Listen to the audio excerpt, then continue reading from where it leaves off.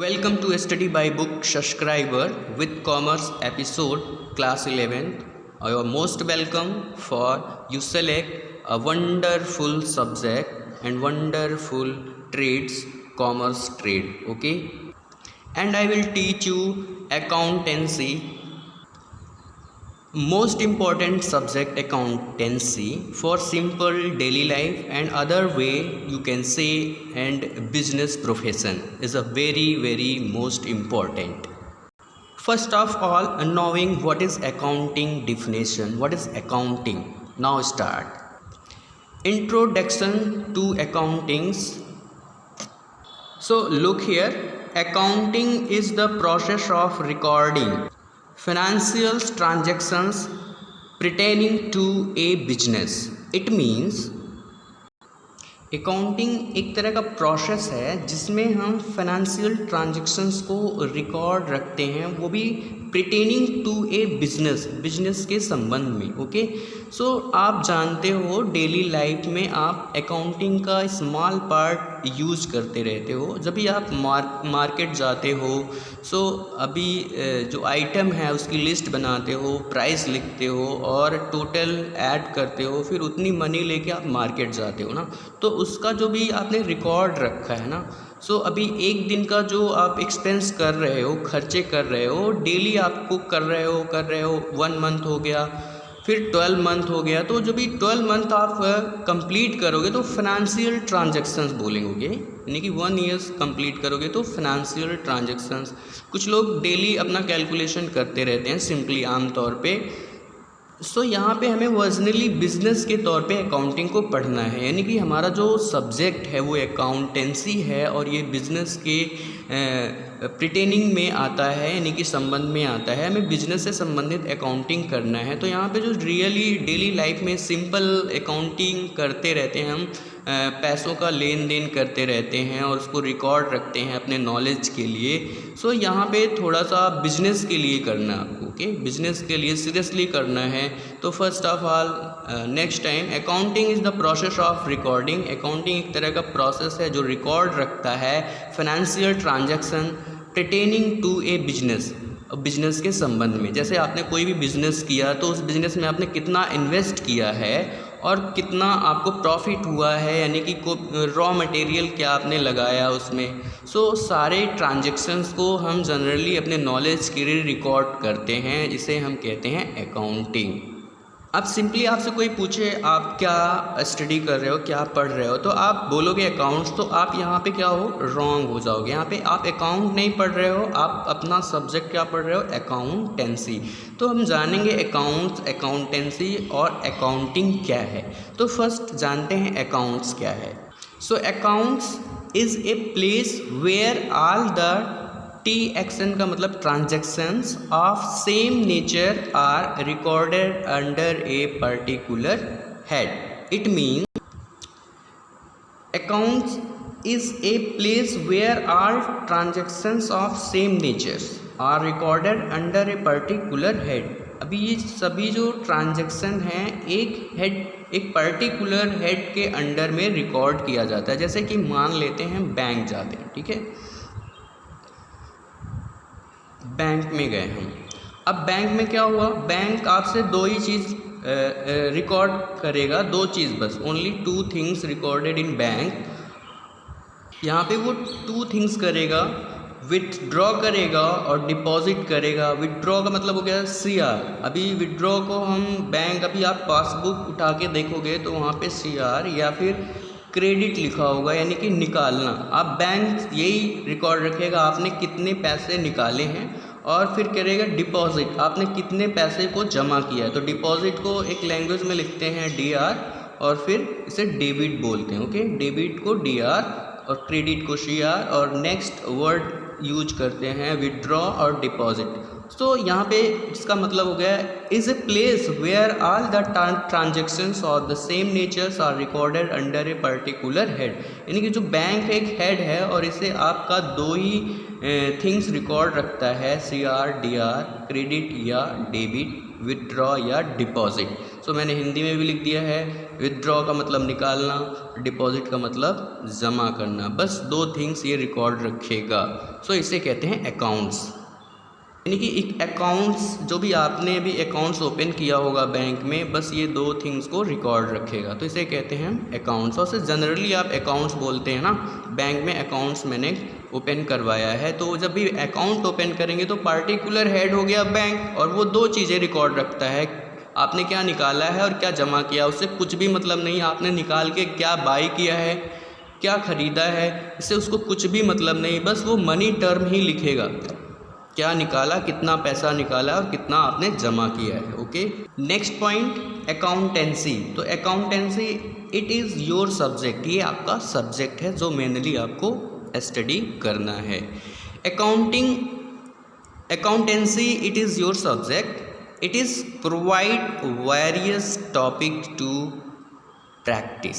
Okay, various topic का मतलब हो गया अकाउंटेंसी पढ़ने के बाद हमें ये पता चलेगा हमें किस तरह से अकाउंटिंग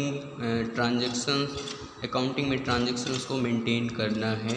एंड नेक्स्ट आता है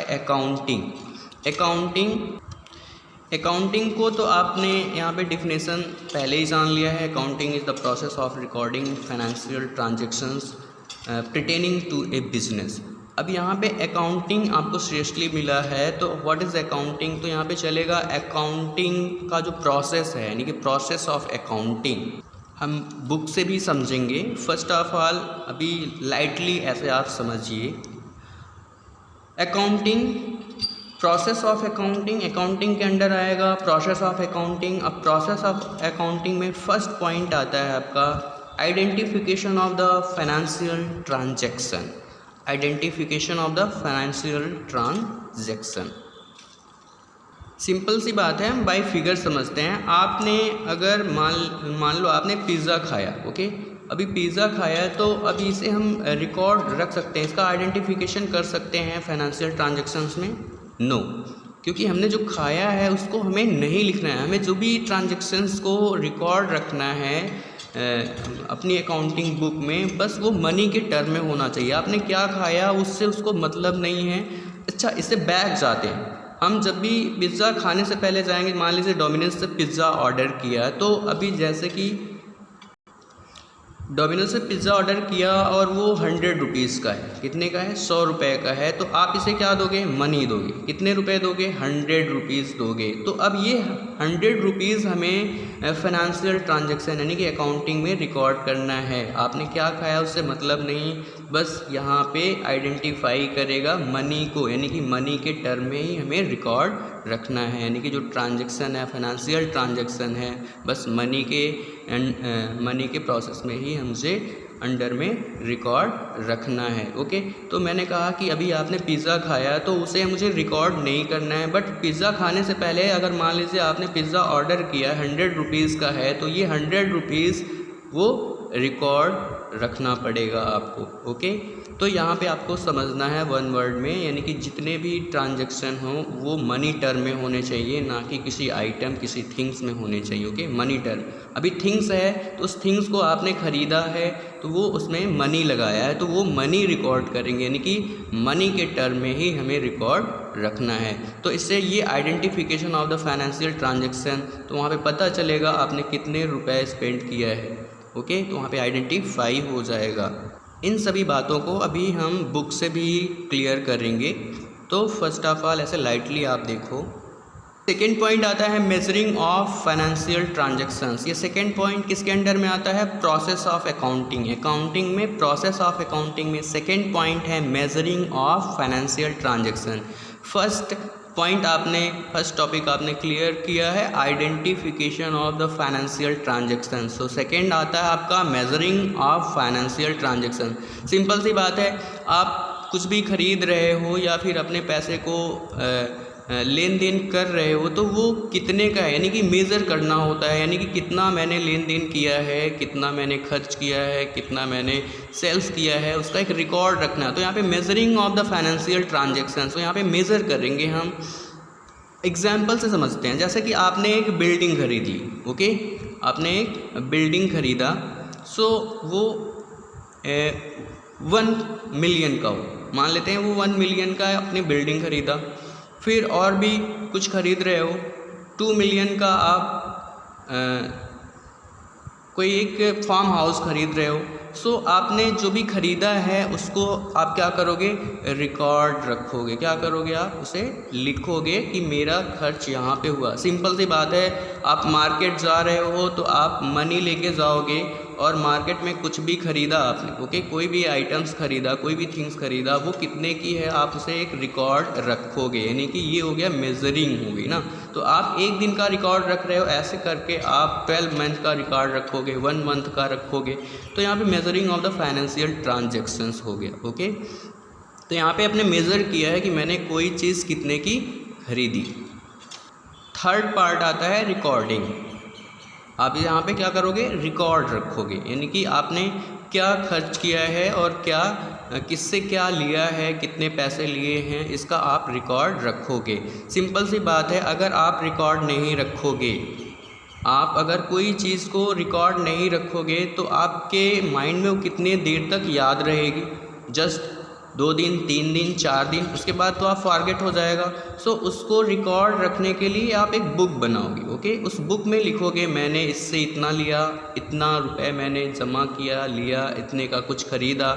तो ये सभी जो रिकॉर्ड आप रखोगे उसे हम जर्नल बोलेंगे। क्या बोलेंगे, जर्नल।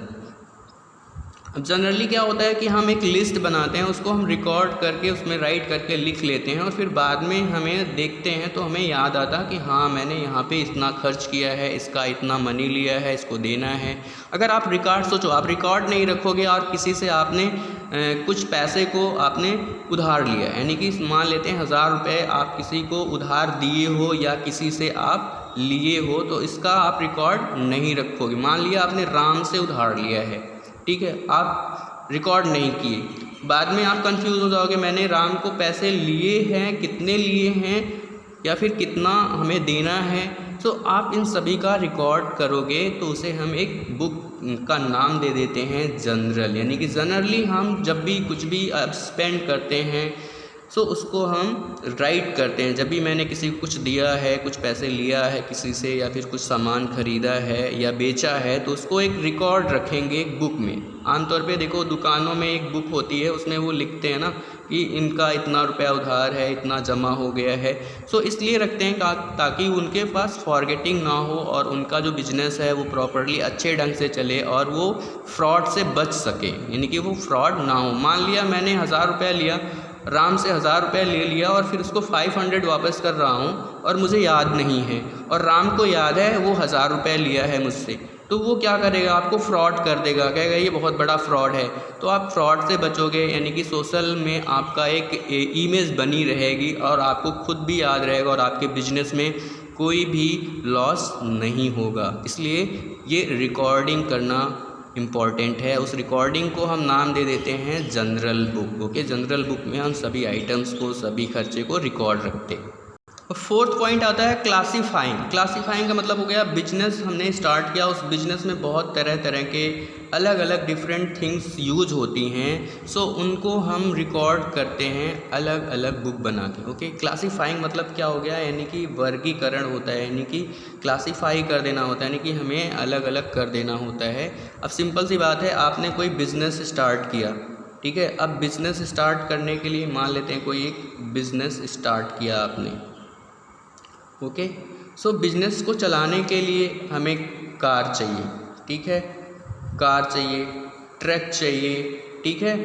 तो आप क्या करोगे, अब इस बिज़नेस में क्या होगा, ट्रक मान लेते हैं, कार आ गया आपका 5 लाख, ठीक है।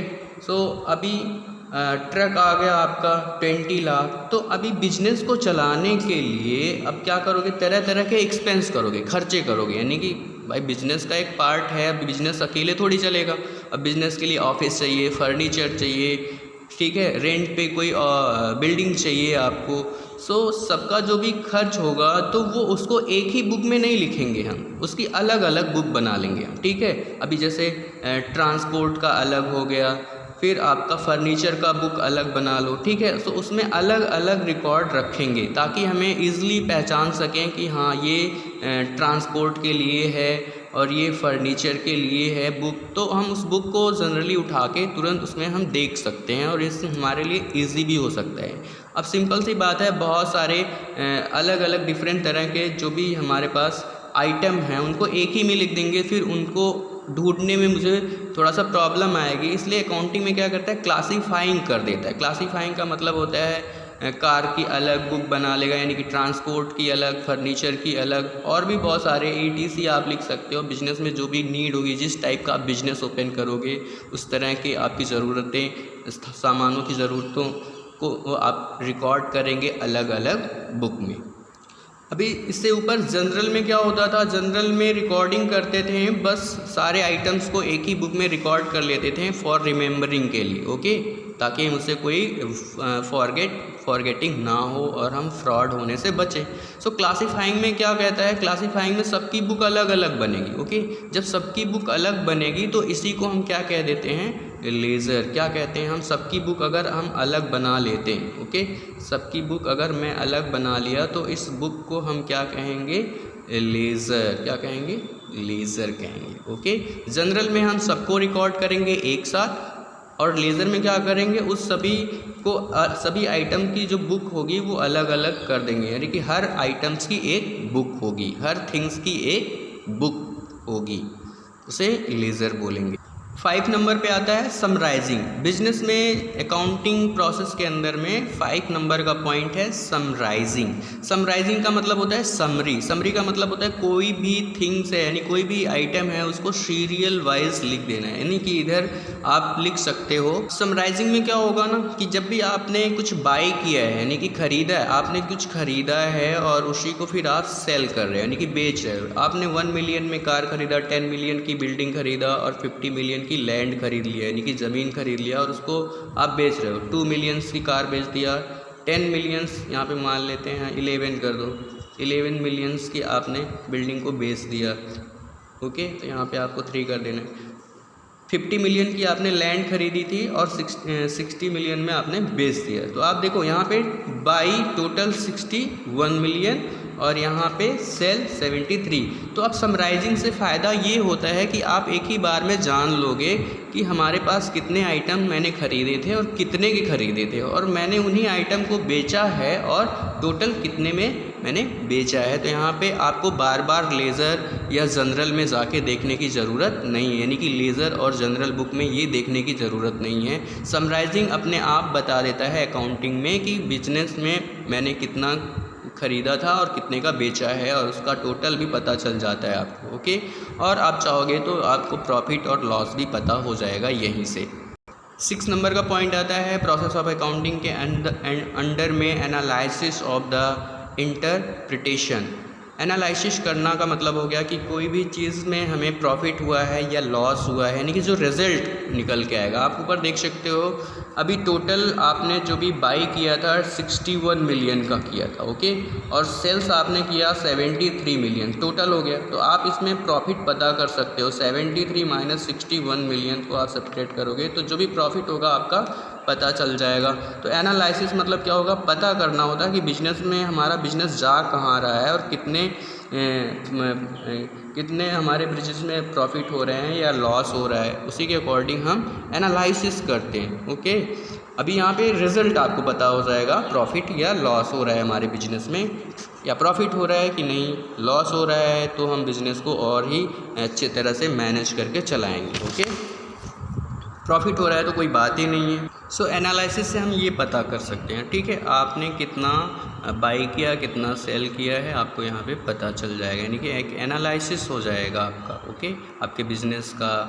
सो लास्ट पॉइंट है 7 number, under the process of accounting communicating to it is a user. जैसे कि ये आप हो, ठीक है, यू आपने बिजनेस किया और बिजनेस में क्या हो गया, प्रॉफिट हो गया।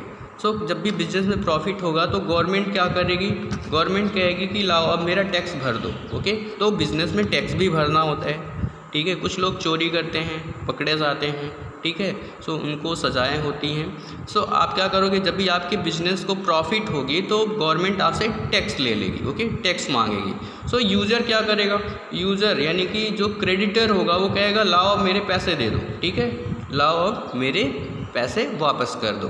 तो ठीक है, तो अब इन सभी को जो कम्युनिकेटिंग करेगा वो एक कंपनी का सीए करेगा। सीए क्या करता है, सारी डिटेल यूजर्स को दे देता है, यानी कि गवर्नमेंट को भर देता है इनकी कंपनी में इतना प्रॉफिट, इतना प्रॉफिट हुआ है, इतना इन्वेस्ट हुआ है। तो सीए जो क्या करता है कि एक बिजनेस को मेंटेन रखता है, यानी कि अकाउंटिंग का जो भी सारा सिस्टम होता है उसके हाथों में होता है। ठीक है, तो यहाँ पे आपको प्रॉफिट होगा तो गवर्नमेंट को टैक्स पे करना होगा, और सीए क्या करेगा, सारी इन्फॉर्मेशंस यूजर्स को दे देगा। और क्रेडिटर क्या करेगा, भी जो भी इन्वेस्टमेंट किया है, इसने भी किया है, तो वो अपना पैसा मांगेगा कि लाइए मुझे पैसा दे दीजिए, आपका प्रॉफिट हुआ है। ओके, सो इन सारी बातों को हम बाय बुक समझेंगे। सो फाइनली आप देख सकते हो नेक्स्ट लास्ट टाइम फाइनली आप अकाउंटिंग के लिए कह सकते हो accounting is a process of, अभी आपने जो भी 7 पॉइंट पढ़े थे, I for identification of the financial transactions, M for measuring of financial transactions, R for recording of transactions, C for classify, S for summarizing, A for analysis, C for communicating। सो इन सभी 7 point का 1 letter मैंने right किया है। तो आप ऐसे technically IMRCSAC यही होता है अकाउंटिंग प्रोसेस। अकाउंटिंग प्रोसेस में इतने पॉइंट्स आते हैं, तो ये पॉइंट अगर आपको लर्न रहे तो अकाउंटिंग का डिफिनेशन आप फाइनली किसी को भी आप बता सकते हो। Accounting is the process of next time identification, measuring, recording, classifying, summarising, analysis, communicating. Identify करता है मनी को, मेज़र करता है मनी को, रिकॉर्ड रखता है मनी को, और फिर क्या करता है classify, yes for summarising, A for analysis, C for communicating। This is called accounting। Thank you. Next video में मैं बुक से भी आपको स्टडी करवाऊँगा। ओके।